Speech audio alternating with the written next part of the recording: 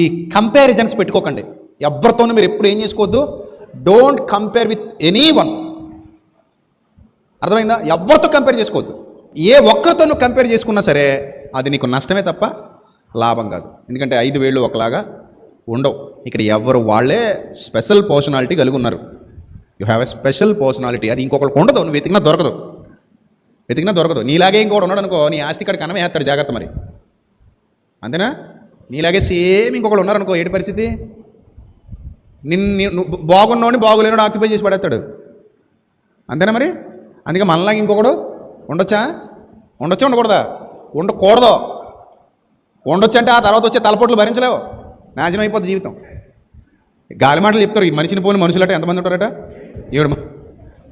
దేవుడేమైనా తెలివి తక్కువ అనుకుంటున్నావా? 7 చేయనకి ఒక్కడు కూడా ఉండవు మనిషిని పోలిన వాళ్ళు. నువ్వే. చివరికి చైనాలో కూడా ఉండరు. అందరూ ఒకలాగా ఉన్నట్టు కనబడతారు, కానీ వాళ్ళకి వెళ్ళిపోతారు వేరు. మనకు అనిపిస్తారు ఇది అందరూ ఒకలాగే ఉన్నారండి అనిపిస్తారు, కానీ అలా ఒకలా ఉండరు. వాళ్ళు కూడా చైనాలో జపాన్లో కూడా వాళ్ళు కూడా వేరుగానే ఉంటారు. ఎవరికి వాళ్ళే డిఫరెంట్ పర్సనాలిటీ కలిగి ఉంటారు. You have a unique personality.